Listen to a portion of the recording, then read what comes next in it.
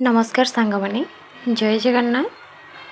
आशा करुच्ची समस्ते बहुत भलरे थिबे। चलतु जानिबा प्रतिदिन घर ठाकुर को पूजा केमिति करा जाए, कौन रही तार नीति, तार विधि और तार नियम। प्रतिदिन घर ठाकुरंकर पूजा विधि।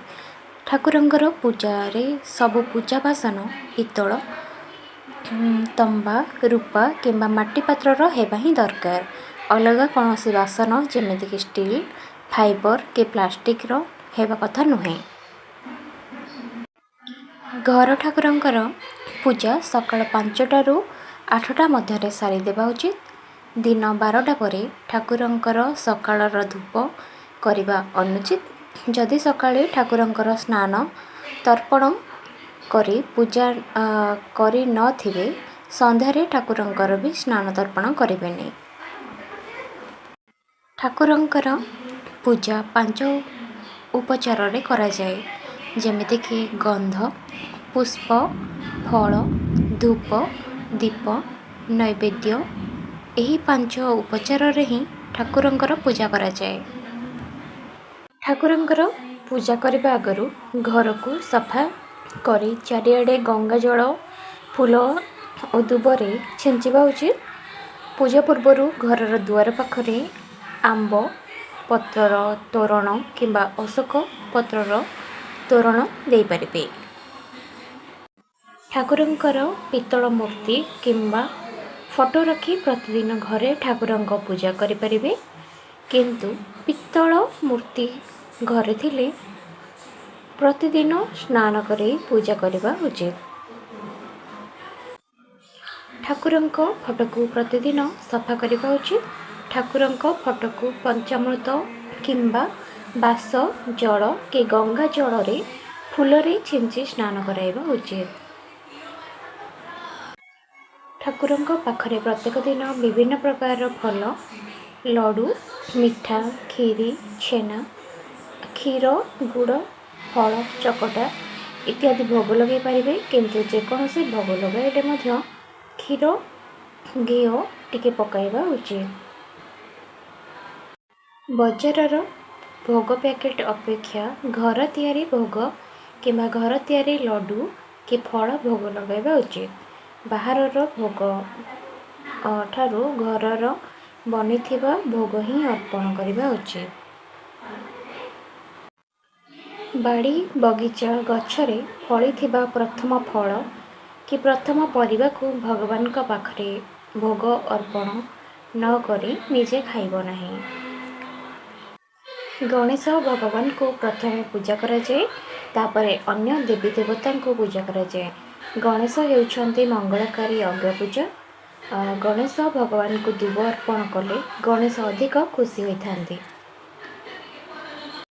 भगवान विष्णु अंश ठाकुर को बिना तुलसी रे भोग अर्पण करेनि, जेमिति कि कृष्ण जगन्नाथ एवं शिव अंशी ठाकुर को बेलपत्र निहाती अर्पण करबा उचित। माँ लक्ष्मी को दुर्लभा अधिक प्रिय होता है। सकाळ संध्यारे घरे धूप धूप लगे कर्पूर रे आरती करबा भल। ता सहित संध्या समय रे नड़िया कता झुणा धुआं देवा उचित। एमिति कले नकारात्मक शक्ति घरु रुहे नाही। मासिक धर्म समय रे ठाकुरंक पूजा करिब नाही कि छूतक मूर्तक समय रे मध्य ठाकुरंक पूजा करिबनी। विशेष करी अशुद्ध समय रे ठाकुरंक पूजा करा जाए नाही। सोइबा घरे ठाकुरंक रखी पूजा करा जाए नाही, किंतु जदि किछि उपाय नाही सोइबा घरे ठाकुरंक पूजा करूछंती, ताहेले ठाकुरंक घरे परदा पकाई रखिबा उचित। ठाकुरंक घर को प्रवेश करने आगरू प्रथमे 3 थर ताली बजाई ठाकुर घरर कबाट खोलिबा उचित। पूजा करिवे पूर्वरु प्रथमे भगवान को मधुर संगीत शुणिबा उचित। सकाळे संध्या बेले भगवान को श्रुति भजन गीता भागवत पुराण शास्त्र पढ़ी पूजा कले अधिक भल। गीता भागवत पुराण शास्त्र पढ़िबा समय रे आसन उपरे बसी पढ़िबा उचित। खाली भूमि रे बसी पढ़ी पूजा करा जाए नहीं। ଦୁଆର ମୁହଁରେ ଗଣେଶ ପଞ୍ଚମୁଖୀ ହନୁମାନଙ୍କ ଫଟୋ ରଖି ପୂଜା କରିବା ଉଚିତ। ଏମିତି କଲେ ଘରରେ ଖରାପ ଶକ୍ତି ପ୍ରବେଶ କରିପାରିବନି। ଗଣେଶଙ୍କ ନୃତ୍ୟ କରୁଥିବା ଫଟୋ ପୂଜା କରିବା ଉଚିତ। ଠାକୁରଙ୍କ ଘରେ ଶନିଦେବ, ଶିବଲିଙ୍ଗ କି ଭୈରବଙ୍କୁ ରଖି ପୂଜା କରିବା ଠିକ୍ ନୁହେଁ। ଏହି ଠାକୁର ମନ୍ଦିରରେ ପୂଜା ପାଇଲେ ହିଁ ଭଲ, କାହିଁକି ନା ବହୁତ ନୀତି ନିୟମରେ ପୂଜା କରିବାକୁ ହୋଇଥାଏ। ଘରେ ଯଦି ନୀତି ନିୟମରେ କିଛି ଭୁଲ ହୁଏ ତାହେଲେ ଘର ପାଇଁ ବି ଅମଙ୍ଗଳ ଅଟେ। ଶିବ ଠାକୁରଙ୍କୁ ମା ପାର୍ବତୀ ଗଣେଶଙ୍କ ସହିତ ପରିବାର ସହିତ ରଖି ଫଟୋକୁ ପୂଜା କରିବା ଉଚିତ। ଠାକୁରଙ୍କ ଘରେ ଭାଙ୍ଗି ଯାଇଥିବା ମୂର୍ତ୍ତି କି ଚିରି ଯାଇଥିବା ଫଟୋ ରଖି ପୂଜା କରିବା ଅନୁଚିତ। ସେହି ଫଟୋକୁ ବିସର୍ଜନ କରିଦେବା ଉଚିତ।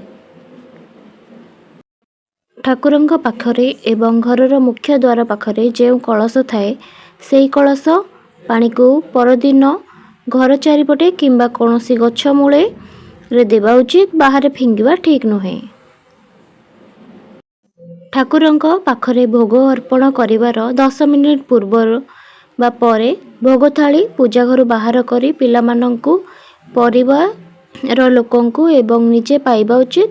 ତୁଳସୀ ଚଉରାଙ୍କ ପାଖରେ ଯେଉଁ ଭୋଗ ଲାଗିଥାଏ ତାହା ପାଇବେ ନାହିଁ। ତାହା ପିମ୍ପୁଡ଼ି ଜନ୍ଦାଙ୍କ ଉଦ୍ଦେଶ୍ୟରେ ରଖିଦେବେ। ଯେଉଁମାନେ ଭୋଗ ଥାଳି ତା ପରଦିନ ଉଠାନ୍ତି ତାହା ଠିକ୍ ନୁହେଁ। ଦୀପ ଜାଳିବା ସମୟରେ ତଳେ ରଖି ଦୀପ ଜାଳିବା ଉଚିତ ନୁହେଁ। ଦୀପ ଜାଳିବା ପୂର୍ବରୁ ଦୀପ ତଳେ ଅରୁଆ ଚାଉଳ, ଫୁଲ ଏବଂ ଗୋଟିଏ ପିଢ଼ା ଉପରେ ରଖି ଦୀପ ଜାଳିବା ଉଚିତ। ଶାସ୍ତ୍ର ନିୟମ ଅନୁସାରେ ତଳେ ରଖି ଦୀପ ଜାଳିଲେ ପର ଜନ୍ମରେ ଅନ୍ଧ ହୋଇ ସେହି ଲୋକ ଜନ୍ମ ହୋଇଥାଏ।